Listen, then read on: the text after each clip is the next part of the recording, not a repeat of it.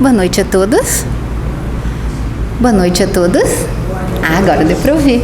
Que voz mais linda da Miriam, né? Dá vontade de ouvir a noite inteira. Bom, o nosso tema da noite é a sequência desse livrinho que nós estamos estudando todas as terças-feiras, que é o Caminho, Verdade e Vida. Eu chamo de livrinho porque eu gosto muito dele, mas o conhecimento que ele traz, a condição humana que ele traz para nós de modificação, de como viver melhor aqui na Terra é preciosa. E a nossa lição da noite, ela é fantástica, vocês vão perceber. Chama-se Domínio Espiritual. E ele fala sobre um dia que Jesus falou para os apóstolos dele: mas eu não estou só, porque o Pai está comigo.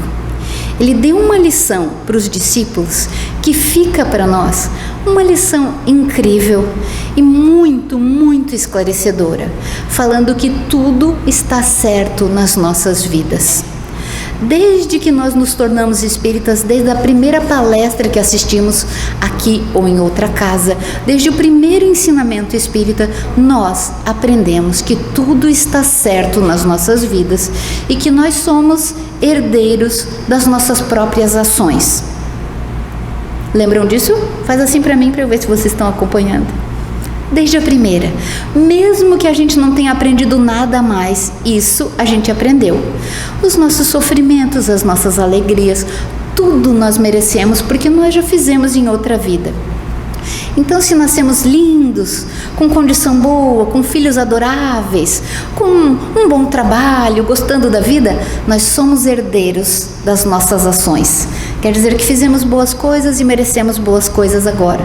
Mas se nascemos doentes, com falta de dinheiro, com vontade de ter férias e não conseguir, com plantões dobrados, com filhos difíceis, com doenças graves, também somos herdeiros. E Deus não fez assim, não jogou um saquinho assim, ó, para alguns sorte, para outros azar. Não existe isso. Desde o nosso primeiro encontro com a doutrina, entendemos que somos herdeiros das nossas próprias ações. E é sobre isso que Jesus vai falar aqui. E Emmanuel escreveu através da mãozinha do Chico a lição. Quer ver? Percebam. Nos transes aflitivos, quer dizer assim, nos momentos de provação, ou quando a gente está muito assustado, quando passa por uma coisa de aflição mesmo, a criatura demonstra sempre onde se localizam as forças exteriores que lhe ameaçam a alma. Cada um de nós perece ou cresce por alguma razão. Então Emmanuel está dizendo, na hora do aperto mesmo, é que dá para ver aonde a pessoa erra e onde que está o erro que vem de fora e que assusta ela. Aí ele diz, nas grandes horas de testemunho, que são as horas do sofrimento e a hora da morte, os avarentos, que é quem quer economizar o dinheiro, não quer gastar nada, os avarentos clamam pelas posses efêmeras. Na hora que a pessoa está morrendo, quem sempre foi assim, quem fazia de tudo pelo dinheiro, na hora que está morrendo, o que ele vai pensar? Com quem vai ficar o meu dinheiro? O que vai acontecer com as minhas posses? E a minha empresa e o meu carro e a casa na praia? Esses meus filhos não vão saber tocar. Faz sentido? Já os arbitrários são os mandões, né? Os mandões vão pensar assim, ó, eles exigem a obediência. Quem é você? Até para o anjo da morte, vamos fantasiar assim, até para o anjo da morte ele vai dizer, quem é você? Não está na hora certa? Quem manda aqui sou eu. Os arbitrários exigem a obediência de que se julgam credores. Às vezes a gente é meio mandão. E quando nós desencarnarmos, vamos querer ficar no mesmo ritmo. Vamos querer mandar. Às vezes até nas orações a gente quer mandar em Deus, né? Deus, por favor, ajuda meu filho agora. Como se Deus já não estivesse olhando. Mas em vez de a gente dizer, faz o melhor para ele, que eu entenda o que é melhor para ele, a gente diz, não, ajuda ele agora, conseguir um emprego, conseguir uma namorada, comprar esse carro, fazer. A gente quer determinar assim, meio mandão. Já os super sentimentalistas reclamam o objeto das suas afeições. Ai, aqueles que têm mania, vamos dizer assim, a mania de vítima. Ai, eu estou sofrendo, eles fizeram mal para mim, os obsessores me pegaram. Ou aquelas pessoas que dizem: e agora, como é que vai ficar o meu marido? E se ele casar de novo, e como é que eu vou fazer? Lembrando que aqui nós estamos falando nas horas de sofrimento e da morte, que são as grandes horas do testemunho. O que é uma hora de testemunho? Quando você mostra o que você realmente aprendeu. Quando realmente, na hora do sofrimento, você consegue aplicar tudo que você ouve aqui. Você vem nas palestras de terça-feira e todas as vezes tem ensinamentos bons e práticos, porque o Espiritismo é assim, ele é prático para você utilizar na tua vida. E aí, nessas horas de testemunho, é que você vai mostrar se adiantou ou não, se aprendeu ou não. E aí, ele conta, o Emmanuel, o que Jesus fez na hora derradeira dele. Na hora que ele estava lá, foi julgado, passou aquela vergonheira toda, sendo humilhado pela multidão, as pessoas decidindo o destino dele, e era um líder humano que governava o poder e um líder espiritual que governava a religião daquele povo, os dois humilhando ele, não sabendo o que fazer. Era aquele momento que ele estava vivendo ali, sem nada dever. E aí Emmanuel coloca tudo o que ele fez nesses momentos derradeiros, e veja bem, o exemplo que ele deu. Aliás, toda a encarnação ele fez para exemplo para nós, porque a gente tem mania de dizer: mas você não está sofrendo porque você tem um marido bom, mas você tem uns filhos que vão bem na escola e comem tudo direitinho, mas a gente sempre olha para a vida do outro e acha que a vida do outro é mais fácil porque tem alguma coisa melhor. Quando Jesus veio e encarnou, ele ganhou um corpo físico, ele nasceu de mãe humana, ele passou por todas as fases do desenvolvimento infantil, pela adolescência, todos os aprendizados. Ele teve todas as coisas humanas que se poderia ter. E todo esse período que ele ficou encarnado como humano, serviu de exemplo para nós como fazer para viver aqui na Terra. E no momento derradeiro, próximo à morte do seu corpo, foi a mesma coisa. Ele nos ensinou muito. Presta atenção no ensinamento de Jesus. Jesus, todavia, no campo supremo das últimas horas terrestres, mostra-se absoluto Senhor de si mesmo. Ele não ficou desesperado: ai meu Deus, vão me crucificar, olha o que eles estão fazendo. Não, ele estava pleno, absoluto, sem ansiedade, sem nervosismo, sem desespero. Ele nos ensina a sublime identificação com os propósitos do Pai. O que quer dizer isso? Ele tinha certeza que estava se cumprindo o que foi programado para a existência dele. Será que nós temos essa consciência? Ai, mas e agora meu filho quebrou o braço na escola? Será que a gente tem a consciência de que tudo está certo? Será que a gente tem mesmo? E agora? A gente sempre sofre mais, eu estou falando pelas mães, assim, sofre mais pelos filhos, mas por qualquer coisa que acontece. Ai, o meu marido perdeu o emprego. Ai, agora a gente está com dívida. Vamos ter que vender isso, vamos fazer aquilo. Será que a gente tem essa condição que Jesus nos ensinou de confiar? Será que nós realmente confiamos que tudo está certo na nossa vida? Ou nós queremos determinar os caminhos, mas não está certo isso aí a gente sofre. Cada vez que a gente acha que não está certo, em vez de colocar todo o nosso serviço a favor do crescimento, muitas vezes a gente coloca o nosso serviço, eu estou dizendo serviço é as coisas que a gente pode fazer, as coisas que a gente pode pensar. Normalmente a gente coloca na negação do problema, na revolta contra Deus, contra o chefe, contra o marido, contra o traidor, a gente acha um culpado para ser o nosso algoz, para que nós possamos ser as vítimas indefesas. Jesus nos mostra o contrário, uma confiança plena que tudo o que acontecia na vida dele, inclusive aquele momento, estava certo. Se nós, os encarnados aqui e os desencarnados também, conseguíssemos ter uma parcela dessa confiança, com certeza a ansiedade não seria a doença mais preocupante do Brasil hoje. Se nós conseguíssemos entender que se está na minha vida é meu e eu vou fazer da melhor maneira possível, nós não seríamos doentes da ansiedade. Se nós conseguíssemos entender que o filho autista, que a dificuldade financeira, que a falta de férias, que o acúmulo de horas de serviço, que a falta de sono fazem parte da nossa vida para o nosso aprendizado, não passaríamos a desgraça da desesperação, da revolta, da vontade de tirar a própria vida, dessas coisas malucas que a gente pensa contra Deus, contra os outros e contra si mesmo. Se nós entendêssemos que estamos aqui encarnados para conduzir a nossa vida no ritmo, no propósito, no aprendizado, ficaríamos tão mais felizes. Uma vez perguntaram, dizem que perguntaram para São Francisco o que ele faria se soubesse que a morte era agora. Ele diria, ficaria feliz. Não, mas o senhor não ia ficar nervoso? Não. Mas e se o senhor fosse morrer mesmo? Se fosse daqui 1 hora, o que o senhor ia fazer? Nada. Sabe por quê? Porque tudo que ele podia fazer, ele já tinha feito. Todas as coisas que ele tinha que falar, já tinha falado. É aquela confiança da pessoa que faz certo, anda no ritmo. Se alguém falasse para nós que nós morreríamos daqui 2 anos, o desespero já começava agora mesmo. Era capaz até de a gente adiantar a morte por falta de saúde, porque ele ficava desesperado e agora eu vou morrer. Gente, morte é uma certeza que nós temos. Todos nós vamos morrer, mas ainda bem que a gente não sabe o dia, Porque a gente é muito ansioso.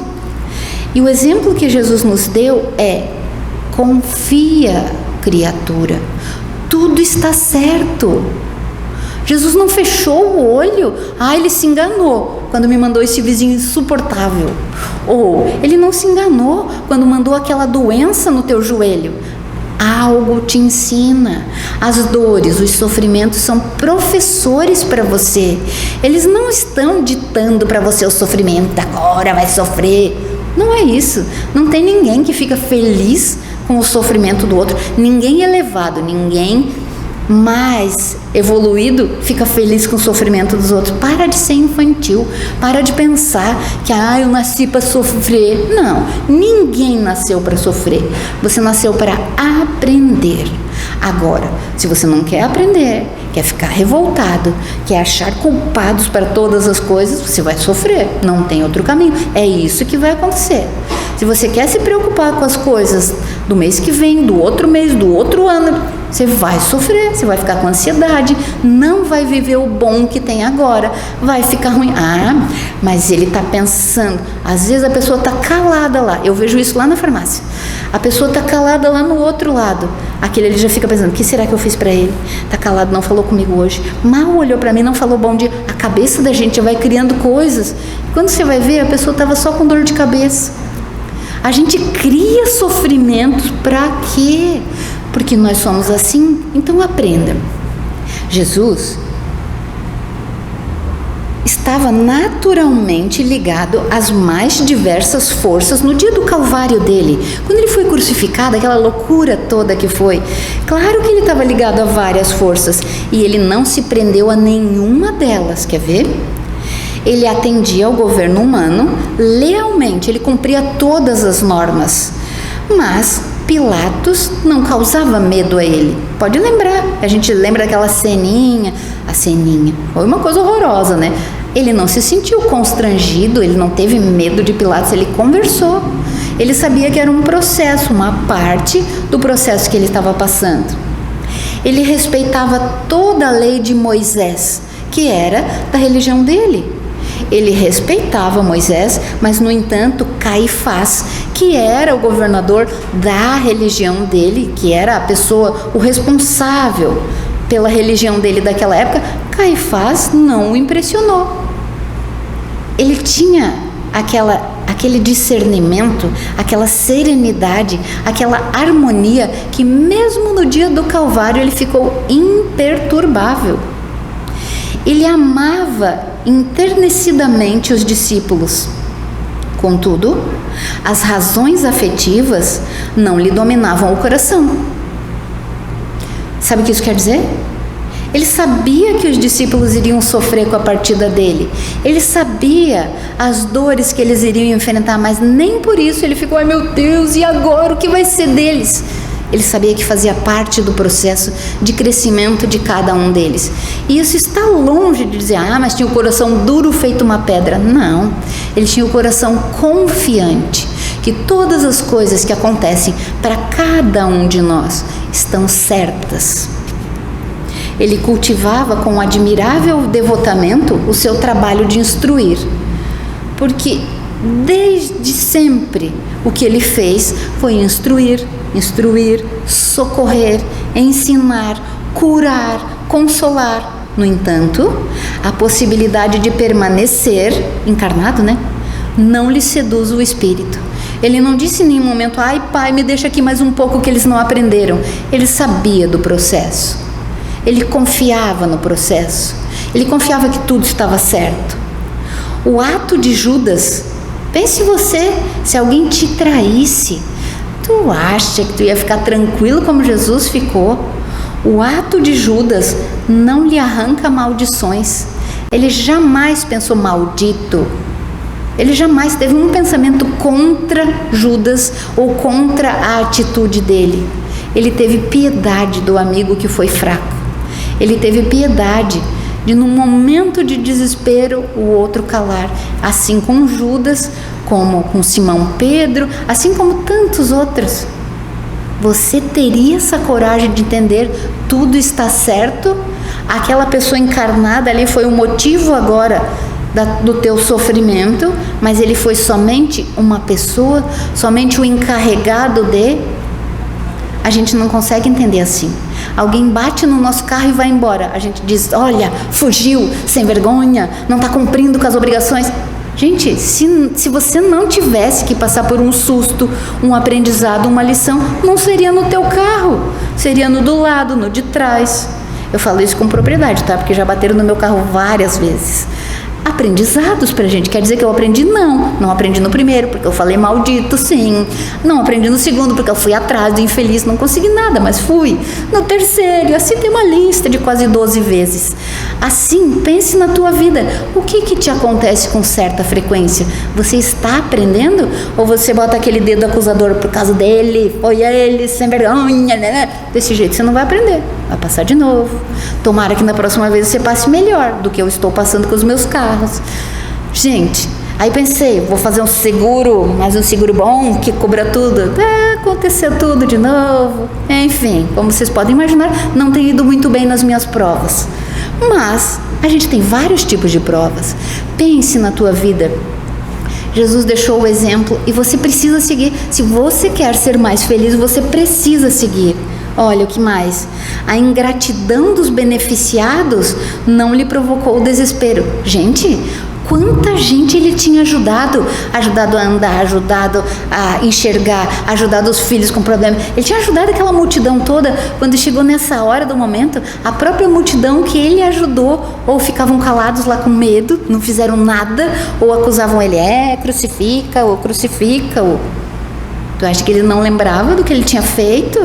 Tu acha que as pessoas foram boas naquele momento? Tu acha que o coração dele ficou na amargura? Eu ajudei vocês, seus sem vergonhas. Não mesmo. Ele ainda ficou com piedade das pessoas. Puxa vida, vocês vão se arrepender tanto desse momento. E ele ainda reza lá no último momento. Perdoa-lhes, Pai. Eles não sabem o que fazem. Lembra da historinha? Então, por que você tem que ser o acusador de todo mundo? Por que você tem que ser a princesinha tratada assim, a pão de ló, e ninguém pode fazer nada contra você? Aprenda com as coisas que acontecem. Aprenda para você não sofrer mais. Bom, o pranto das mulheres de Jerusalém não lhe entibia. Entibia, sabe o que é? Diminuir. Assim, ameaçar, diminuir, fazer desistir o ânimo dele. Não, a mulherada que ele sempre ia lá onde a mãe dele fazia pão, lavava roupa, era um encontro de mulheres assim, que elas ficavam perto da água e tinham os fornos para assar os pães. Elas se reuniam tudo. continua igual hoje, né? A gente adora ficar junto e conversar. Então era lá que ele ia. E ele ficava lá, conversando com as mulheres. E nessas conversas, é claro que ele ensinava. Então essas mulheres que adoravam conversar com ele, quando viram, meu Deus, esses homens estão crucificando a única pessoa que nos ensina, que nos ajuda, que nos traz luz, consolo. Eles estão crucificando. Então ela chorava, desesperada. Tu acha que o coração dele se perturbou por isso? Claro que ele rezava por elas, porque via o sofrimento, mas ele não ficou perturbado nesse momento. Bom, o sarcasmo da multidão não lhe quebra o silêncio. Sabe o que eles falavam para ele? Tu não disse que era o Todo-Poderoso?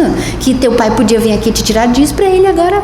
Chama teu pai, te tira aqui dessa cruz. Não era poderoso nada. Sarcasmo. Existe hoje, existia antes, existiu no tempo dele. Mesmo esse sarcasmo não o fez falar impropérios. Ele não quis demonstrar nenhum poder, ele não quis dar um show lá, nada. Ele cumpriu o programado.